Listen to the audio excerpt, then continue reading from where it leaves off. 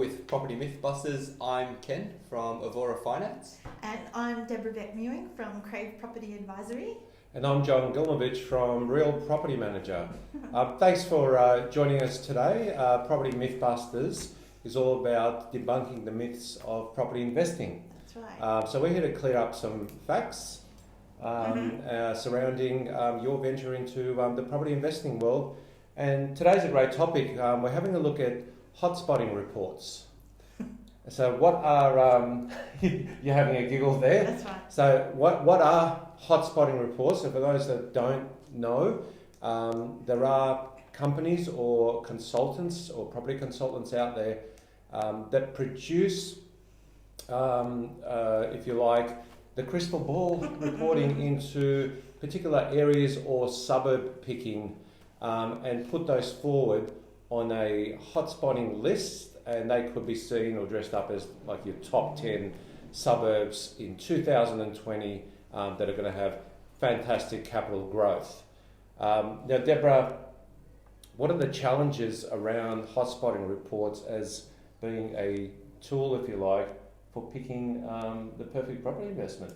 I think these reports are just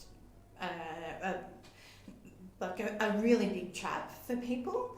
Number one, the data is usually about 2 months old, so these people who produce the reports usually pull their data from, say, land planning or whatever, but they don't actually register any sales for about until the property is settled. So the data they're getting is really old. And as we've seen, even just in the last couple of months, we've seen the market turn so quickly that a suburb will be burnt before anybody gets there. The people who actually run these reports are usually not property minded, and they usually will take an economist view. So they'll just focus on the numbers and not, like sales or like a few other criteria. Yes. But they're not actually looking at the deeper data. But the worst thing, I think, is that each person's top 10 suburb list will be different. So yours, the criteria that you need to use to buy a property will be different to yours, as will mine. And so what I see is a lot of people coming in to see me saying, I've got this report, I want to buy here. And I'll give them, 500 reasons why the next 20 suburbs are much better than... So most of the, there's a few players in the space that actually run a business hotspotting suburbs or suburb picks, if you like, and they, in fact, come across as really genuine. They kind of deliver great data and maps and baffle you with all this numbers and figures. However, the bottom line is they're actually not in the market themselves. That's right. They're not buying property day in, day out because they're sitting behind, the screen. But so what are your thoughts on this, Ken? Well, with hotspotting specifically, I guess if it is a rapidly rising market, because data sometimes comes out, like it takes a while for data to come through anyhow, but valuations could be probably an issue if it is growing really quickly. A lot of the valuers use sold prices, and if it's moving quite rapidly, they may take a more conservative approach to how they value it, and that could affect the loan application and approval. If the LVR is high, it could make or break a application. And I probably would say credit policies is another thing. So sometimes, like I think way back, mining towns was one of the go for finding positively geared property. And previously it was okay, but now you'll find that it's probably locked down and restricted in terms of there's postcode restrictions on how much they would lend for purchasers. Generally, they lock out LVRs, or they cap LVRs. Okay, so Mr. and Mrs. Smith, as an example, comes in with a hotspotting report. Said, Ken, I've just downloaded this from Hotspotting Proprietary Limited. Here's their top 10 suburb picks, and they've gone and circled this particular postcode Yep. and handing it over and want to borrow money. How are these reports actually looked at, do you think, by the lenders? By the lender? They don't actually take that into consideration, I'd say. So, especially when it's a report like that, sometimes it's like holiday home, high density units. So it also depends on the security type as well. So not just the location. So when the lenders assess the application, there's like the 5 C's of credit. Collateral is one of them, which is the actual thing they use as security. If they're not comfortable with it, they're not going to proceed. It's a deal breaker. Yeah, it's a deal breaker. So you could even have really strong cash flow and have solid income, very little expenses, and more than capable of borrowing twice the amount. But if they're not happy with the security, it's going to be a challenge. Debra, do hotspotting guys ever get it right? No. I was just about to give you a little bit of an example. What I have seen with these reports, and look, just for fun, I do keep my eye on them. But what astounds me is you'll see these random suburbs in the top of the list, like the Milky Way. Just because one property is sold, all of a sudden it's a hotspot, or there's been some hint of maybe there might be a train line going out this way. Oh, well, let's go. Let's and that's an interesting point. And do you think that, like the actual hotspotting reports, is there something more? For example, I guess those consultants are influencers, if you like. Well, they're trying to be in this space where they're almost influencing a decision to be made. They're usually trying to get attention postcode for other services that they're going to sell people. Okay, so is there an actual? Do you think there's an actual bigger plan around these reports where? I guess they start off with a kind of a quick free seminar, entice people to join, and then it moves on and unfolds into something more deeper, where they're putting them on the bus and taking them into the area and showing them all these great properties in that particular hotspot. Get back home until you sign on the dotted line. That's right. That's right. That still goes on, yes. Okay. Yeah, but there is one bright shining light. Tell us. And I would say, and that's Lewis Christopher from SQM Research. Yes. So he has got the best track record. He's a forecaster, and the majority of his information is available free. So here's a huge difference. He's a forecaster versus a postcode picker that's or hotspotter. Right. Yeah, And he has his own research and, all of them say they have their own criteria, but his is actually the most reliable. And I would say, once again, even his information just should be used as one of the pieces of information that you would use to choose a suburb.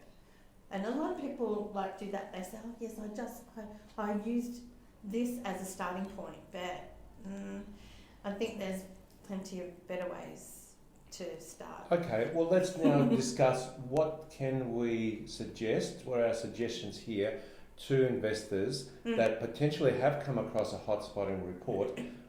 What should they be doing rather than just relying 100% on that report? I'll go first. Okay. Check to see if you can secure the finance, because if you are needing the finance to proceed with the purchase, and there's no lender, or there's only one or two lenders who are able to do it, it might be a factor in whether you should proceed or not, because that might flow on effect post settlement. Maybe you do get the property, but what happens if those last few lenders make a decision about their risk appetite in that area or whatever, and then you're kind of left with this situation where you're kind of stuck in that loan because no one's... So, it's not really liquidity, but, the ability to, see what happens post-settlement, what are some of the risks and things like that, something to take into consideration. Okay, Debra? So, I would say that the number one thing people should do is start with your own criteria and then move on from there. But if you do see some of these reports, just validate the information that's included in the report and it's easy enough to do.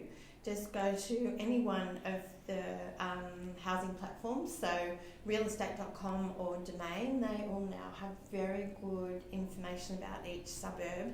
And of course, not only about the suburb, you've got to look for what is happening for the type of property that you want to buy. Like units, like we're seeing at the moment in Sydney, units are like really bad, not performing, whereas freestanding houses are off the charts.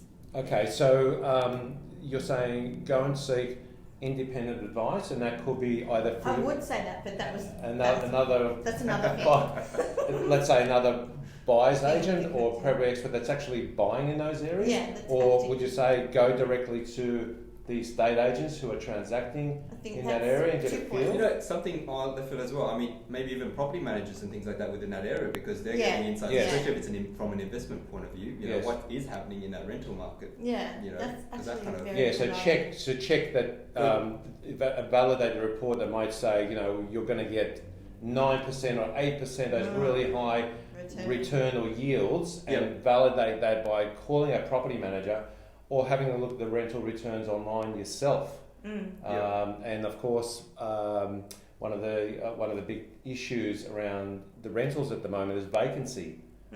So what's the vacancy rate of that area? Because you might not be able to find the tenant for weeks and weeks. How do you track vacancy rates? Absolutely. How do you check them?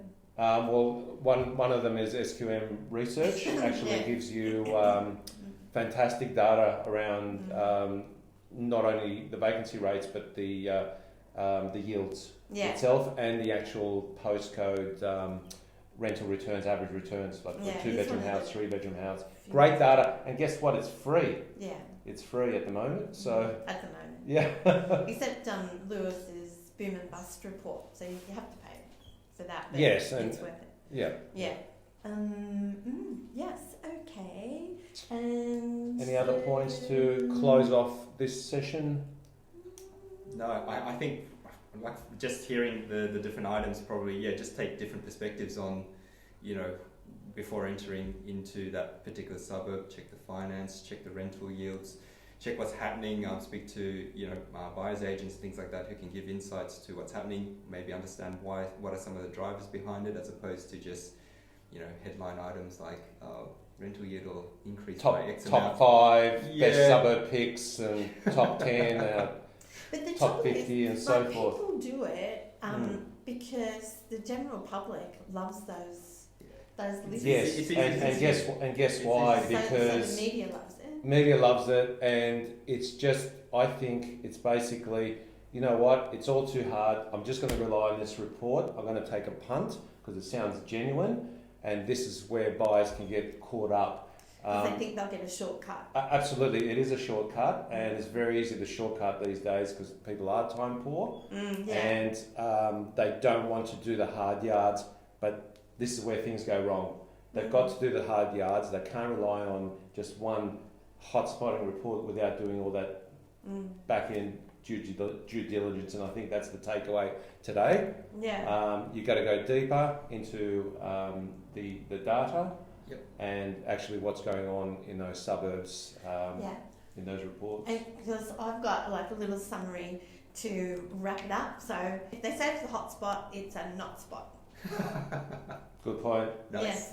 Okay. Good point. Thanks very much for joining us for this session. We hope to see you again. And you can find us on our Facebook page, Property Mythbusters, and our YouTube channel, of course, as well, where you can rewatch the video and share it. Like and share it, and we'll be back for more sessions real soon. And also, you can contact us through any of our individual corporate websites. Yes. Also. Okay. Okay. It's a wrap. All the best. Thanks.